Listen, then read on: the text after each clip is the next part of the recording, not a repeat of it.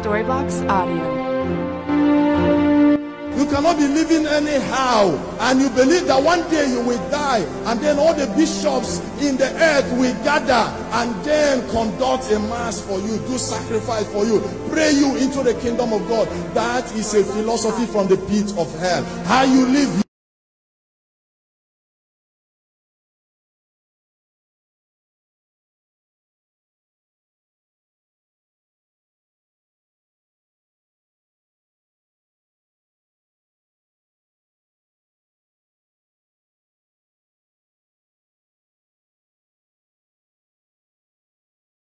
here on earth will tell you where you will end in eternity.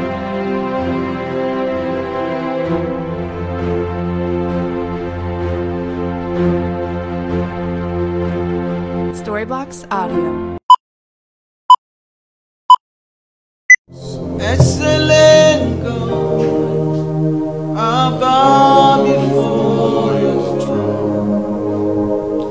Glorious God, beautiful King, excellent God, I bow before your throne. Bow before your throne. Worship by your feet, bow before your throne. You are the glorious God. Bow before your throne. Worship at your feet, bow before your throne. You are the glorious God. Glorious God, beautiful King, excellent God, I bow before your throne. Glorious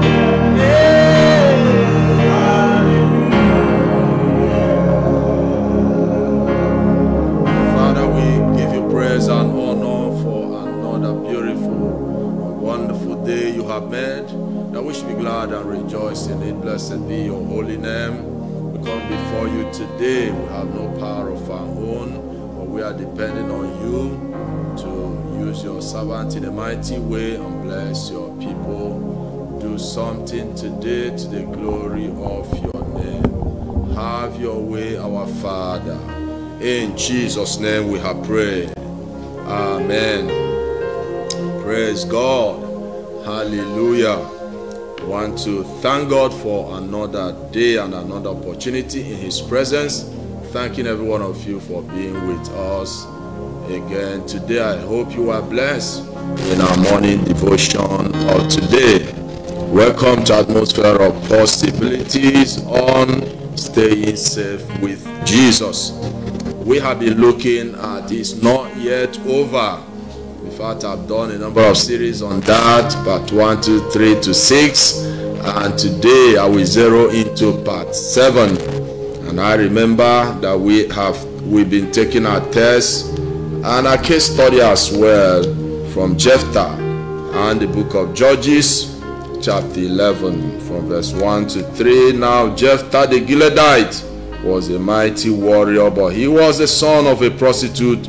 Gilead was the father of Jephthah, and Gilead's wife also bore him sons. And when his wife's sons grew up, they drove Jephthah out and said to him, "You shall not have an inheritance in our father's house, for you are the son of another woman." Verse 3, then Jephthah fled from his brothers and lived in the land of Tob, and worthless fellows collected around Jephthah and went out with him. Praise God. So we've been taking Jephthah as our case study. We are looking at what brought Jephthah from squalor to becoming a celebrity. What lifted Jephthah from being the rejected to becoming the selected. We said number 1, in fact we're looking at 7 D's, and we have looked at the first D, which is despondency. And I made a point that most great people rose from their despondency. They started from despondency. Anyone you have seen great today, it must be somebody who never allowed his despondency to destroy his life. Is somebody who has refused, who didn't allow despondency to take the greater part of him or her, and that person was able to overcome despondency and moved up to discovery. Jephthah looked inwards, and I said, if there is nothing around, there must be something inside. There is nothing around, there must be something inward. So Jephthah looked inward, and he discovered that he had some potentials in him. The propensity for martial art, that he had leadership potentials. He could turn riffraffs into combatant soldiers. And I said there is nobody who does not have a potential in him or her. All you need is to discover it. Everything you need to become what God wants you to be, everything you need to become your dream, everything you need to become a billionaire, everything you need to become a celebrity is already in you, waiting for you to discover it. Waiting for discovery. Jephthah was able to discover, and then when he discovered, he didn't stop there. He took a decision to utilize it. And I said, life is full of decisions. If you don't take a decision, you may die in that your state.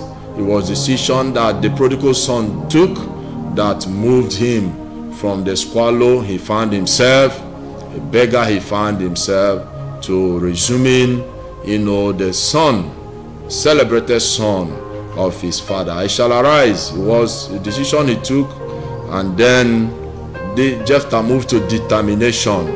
The prodigal son just said in his heart, I shall arise. It's a decision, but he took determination to put it to work. Jephthah discovered, he decided, and he determined to succeed in life.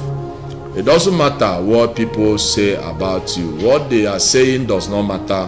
What matters is what you have said finally. The people said you will die a non-entity. That thing can only be confirmed by you. Yes, if you agree with it, then it happens. But if you say no, it will not happen. It will not happen. And determination is what will make it not to happen.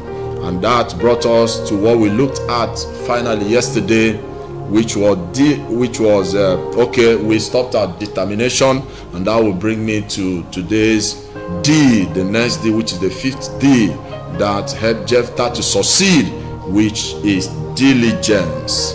Diligence. And that's what we'll be looking at right now, diligence. According to Webster Dictionary, diligence is the application of constant effort to accomplish a task with painstaking care and perseverance. Diligence is all about hard work and being focused. Success will be a mirage in all levels without diligence. There's almost no diligent or hard-working person that is known to be a failure. No, you hardly find one. Even in the land of slavery, Joseph succeeded and of course attracted favor by hard work. Look at Genesis chapter 39. Genesis 39, 2-4. The Lord was with Joseph, and he prospered, and he lived in the house of his Egyptian master. When his master saw that the Lord gave him success in everything he did, Joseph found favor in his eyes and became his attendant. Potiphar put him in charge of his household, and he entrusted to his care everything he owed. Entrusted to his care everything he owed. Wow. Most lazy people take all their time praying for favor, but fair to know that favor goes with hard work. In fact, favor most times is at the mercies of hard work. It was the hard work of Joseph that attracted favor from his Egyptian master. So it is diligence that makes the slave ride on horse, while the princes go on foot. Ecclesiastes chapter 10 verse 7 says, I have seen slaves on horseback, while princes go on foot like slaves. And yesterday I said it is an error. Diligence makes a nobody to become somebody. It catapults a person from zero to a hero. Ecclesiastes chapter 9 verse 10. Ecclesiastes chapter 9 verse 10. Whatever your hands finds to do it with all your might. For in the grave where you are going, there is neither working, nor planning, nor knowledge, nor wisdom. I read another scripture for you. Colossians chapter 3 verse 23. Colossians chapter 3 verse 23. Whatever you do, work at it with all your hearts, as working for the Lord, not for men.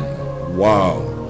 I'll read another scripture for you. Proverbs chapter 14 verse 23. Proverbs 14 23. All hard work brings a profit, but mere talk leads only to poverty. Ebubele. I'll read one more scripture for you. Romans chapter 12 verse 11. Romans chapter 12 verse 11. Never be lacking in zeal, but keep your spiritual fervor serving the Lord. Amidst many areas of diligence, there are three I would like to drop with you before I pray with you. Three areas you need to be very diligent in your life. Number one, diligence in the knowledge of the Lord. Diligence in the knowledge of the Lord. Many people give their lives to Christ but are not diligent. That is to say, they are committed to knowing, what I mean is being committed to knowing Him more and more. In other words, many are growing in their faith, or many are growing in their faith, and many are not growing in their faith because of laziness. They are very lazy, and so they fail in some of the spiritual exercises that they were supposed to carry out in order to grow in their faith because they are lazy. Philippians chapter 3 verse 10. Hear the outcry and the heart cry of Paul. Philippians chapter 3 verse 10. I want to know Christ and the power of his resurrection and the fellowship of sharing his sufferings, becoming like him in his death. This scripture we have read in Philippians chapter 3 verse 10 was a cry of Paul the apostle. And of course, if you look at his life closely, you will just discover that he became so deep in the knowledge of the Lord that he wrote almost 1/3 of the New Testament. It takes diligence to study the Bible from Genesis to Revelation in a year. It takes diligence to attend all the church activities within the week, whether rain or sunshine. It takes diligence to maintain certain hours of prayers every day. Jesus asked his disciples when he came and found them sleeping in Matthew chapter 26 verse 40, Matthew 26:40, could you men not keep watch with me for 1 hour? It can only take diligence to do midnight prayers. So you need to be diligent in the knowledge of the Lord. Note these two things about knowing the Lord. Number one is to know is to live. To know is to live. Hosea chapter 4 verse 6. Hosea 4:6 says, my people are destroyed for lack of knowledge. Because you have rejected knowledge, I also reject you as my priest. Because you have ignored the Lord of your God, I also will ignore your children. My people are destroyed for lack of knowledge. So to know is to live. If they know, they will not be destroyed. Bishop David Oyedepo explained that the words perish. You know, my people perish. He said the word perish, another version called it destroyed, is not necessarily extermination or non-existence, but rather to make something to be irrelevant or useless. That is to say, even though you are alive, you are irrelevant to your generation. You are useless. I mean, you are useless. You are just existing. You are just existing. Okay. Mentality is what makes one a principality, a bubele.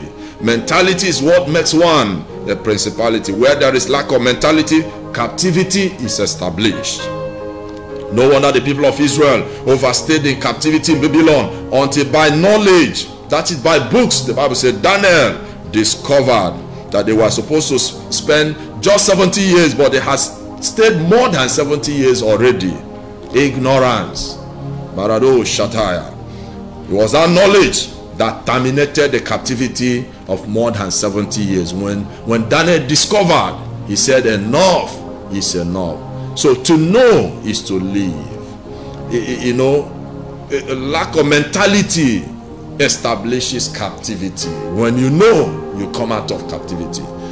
Second thing I want you to know about knowledge of the Lord is that knowledge is what sponsors freedom. Knowledge is what sponsors freedom. John chapter 8 verse 32. Then you will know the truth, and the truth will set you free. Freedom comes as a result of knowing. Sometimes people misunderstand deliverance. You know, they think it's all about running up and down, shouting, somersaulting, what's your name, this, that. Sometimes knowledge brings deliverance. It's important that we press hard to know the Lord. That is why maturity in the Christendom is not a function of what, you know, when you repented, but how diligent you are to know. You know, that accounts for why some people repented in the year 19 Adam in quote, but are still babies in the Lord. Whereas some repented not long ago, but are already giants in the Lord. Work hard to know. Work hard to know. This mentality of most people, hey, I came to the ministry before you. It's not a matter of when you came. I came to the Lord before you. It's not a matter of when you came. Some people have been there for years and they are dwarf. You know, they are not growing. But people came yesterday and today they are giants because they press on to know. So you need to know. You need to know. So number 2 area that you need to be diligent in, I will share 3 with you, is diligence in serving the Lord. Diligence in serving the Lord. Job chapter 36 verse 11. Job 36:11. If they obey and serve him, they will spend the rest of their days in prosperity and their years in contentment. If they obey and serve, they will spend the rest of their days in prosperity and their years in contentment. Look at Romans chapter 12 verse 11. Romans 12:11. Never be lacking in zeal, but keep your spiritual fervor, serving the Lord. Serving the Lord. Never lacking in zeal. Keep your spiritual fervor, serving the Lord. If the way many people put in effort and time in their personal business and work is the same way they do in the work of God, or the assignment given to them by God, well, God perhaps would have blessed them tremendously today. Colossians chapter 3 verse 23 gave an advice I like to read. Colossians chapter 3 verse 23. Whatever you do, work at it with all your heart as working for the Lord, not for men. In preparation for let me share this with you. In preparation for one of our annual stadium event called Send Down Thy Glory International Music Crusade, we invited one Christian barrister from another denomination, a sister denomination, to train our protocol officers. And as he happened to be the chief protocol officer of his church, in his teaching that night, I was there listening to him. He shared a challenging testimony that when he was recruited into the protocol unit of his church, he was just a youth corper serving his country for 1 year. According to him, if you are newly recruited, you will first prove your ministry by being posted outside for some time, and your job will only be to show cars that are coming in and motorcycles coming in where to park and ensure they park very well. And then it will also be your responsibility to count all the cars and the motorbikes that enter the church. That's all you'll be doing. Then watch over them. And he said that he did this with passion and joy. In rain and sunshine, he was dedicated to it. He didn't say, what kind of humiliation is this? What kind of insult is this? Others are inside worshiping and they kept me outside to be watching and counting cars. Is that what I came here to do? No, he never did that. He said he did it with passion and joy. He further remarked that as he, will be counting the cars, because that time he had no car, he will be praying, oh Lord, as I count other people's cars, my own will be counted very soon. Ebubele. He concluded our teaching by saying that 6 months later, one of his clients asked him to come to his house and make a choice among the 3 cars that he had in his house and give him any amount he can afford. That was how he got his first car, and since then, he said he has used over 10 years, he said he has used over 12 cars, and has also given out several cars as gifts, as a seed to men of God. Why? Because he diligently served God at that particular place he was assigned to serve. I don't know at what position or level you are serving God now. Do it with all diligence, and God will reward you. If not today, he will reward you tomorrow. Finally, the third area that you need to show diligence is your work. Your work. In being diligent in your work, there are 2 sides of the coin. One is diligence in working for another person.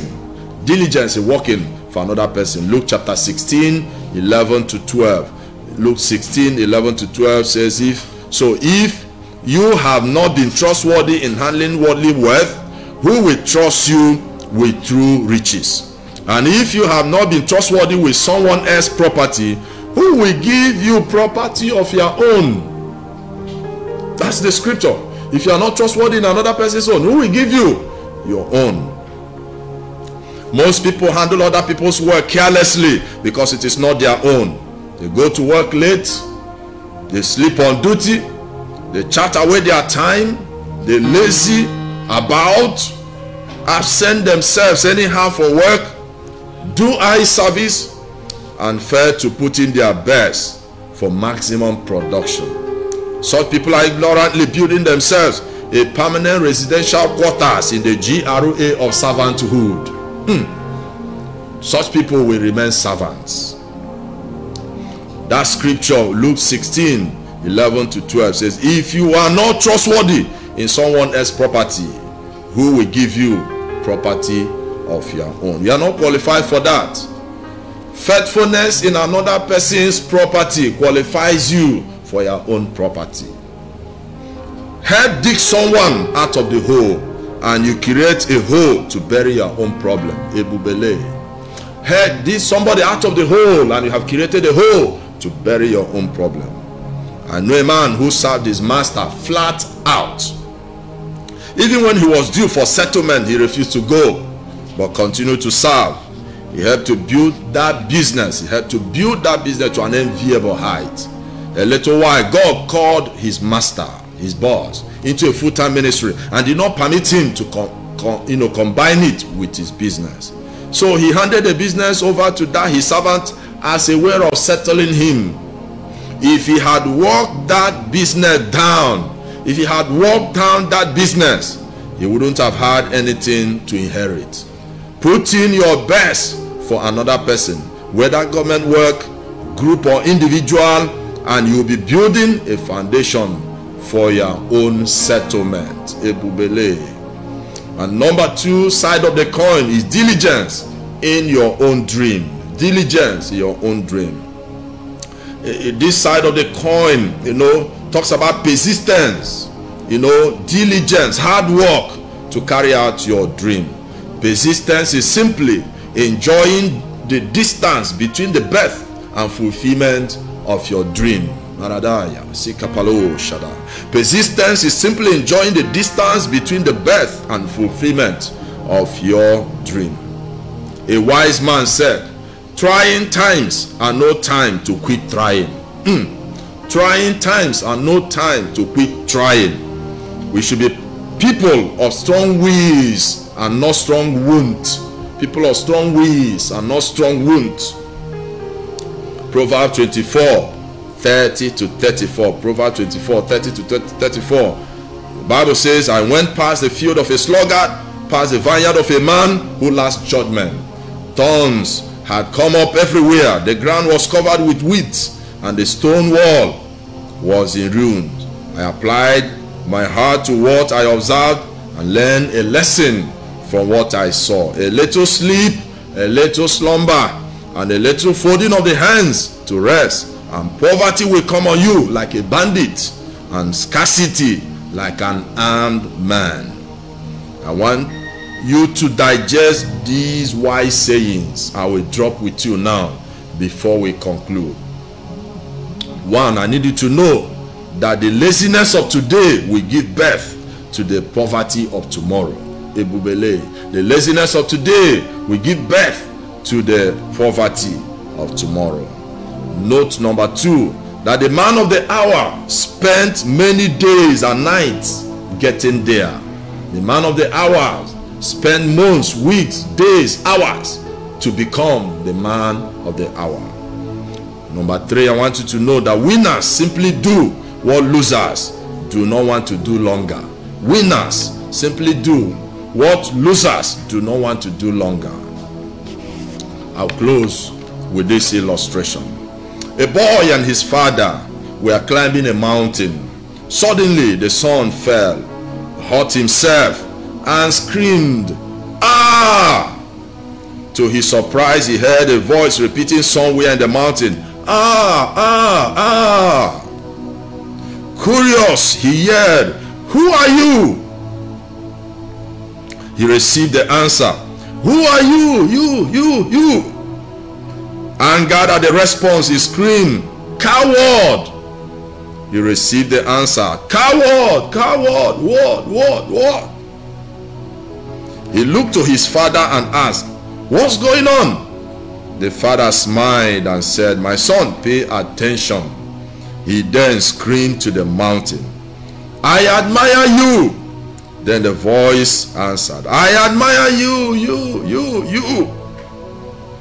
Again he screamed, "You are a champion." The voice retorted, "You are a champion, champion, peon, peon, peon." Then the boy was surprised, but he did not understand. The father then explained. People call this echo, E-C-H-O, echo, but really this is life, L-O-I-F-E. It gives you back anything you say or do. You must understand that our lives are simply a reflection of our actions. Life gives you back everything you have given to it. Note as we pray, life does not give you what you expect, but what you bargained. Life does not give you what you deserve, but what you demand. If you do not love work, you will die having no worth. Ebubele, if you do not love work, you will not have worth. God works vision in, man works vision out. That's what Bishop David Oyedepo said. He said, God works vision in, and man works vision out. Bringing in Jephthah, our case study. Jephthah was diligent in working on the deposit inside of him. He took time to practice to the point that his daily practice started attracting people. Everything in you needs development. He took time to work on it, to develop it, work hard on it. Most times those deposits are like raw materials. Except you work on it, it will not come to a point it becomes marketable. It becomes attractive. So he diligently worked on that potential. And before long, he started attracting people. His diligence introduced him to nations, and he was being hired with his team as guerrilla fighters. It was their fame and exploit that Gilead heard that made them come looking for Jephthah when they were faced with a battle. If you must come to the limelight, you need diligence in whatever you are doing now. Barado Shataya. May God give you diligence. Let me tell you, that thing you are doing now can be better if you put in a little more effort. If a little more effort, the difference will show. Who told you that that business will not succeed? Put in a little more effort. Be diligent. Who told you you cannot pass that exam? Put in a little more effort. Be more diligent. Who told you that mathematics is difficult? You can't pass that science subject. Be a little more diligent. You can make it. Who told you can't pass that interview? Be diligent a little more. You will discover that it will be a walkover. A little more diligence in that ministry. You will discover that it is possible for you to come to the limelight. A little more diligence in that your marriage that is about to break. You will discover that that marriage can really work. Yes, it can work. A little more diligence. You will discover that God didn't bring you into this world to frustrate you, but to make you a celebrity. And that diligence can bring you to that level which you have been dreaming about. It was diligence coupled with other things I have said that brought Jephthah from rejection to selection, from despondency to celebrity. The same can happen to you. As I pray for you today, may God release the grace upon your life to work hard, to become diligent in the name of Jesus Christ. Receive it now in Jesus' name. I rebuke the spirit of laziness. In the name of Jesus, pack your load. Get out now and let there be freedom. 3.5 years, Jesus worked so hard that he made so much impact, colossal impact, that the world is yet to recover from it. In the name of Jesus, receive such grace upon your life now.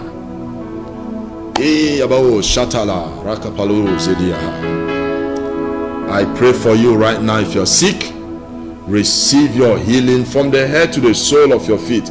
Be made whole in Jesus' name. I rebuke that bad dream. It's over from now.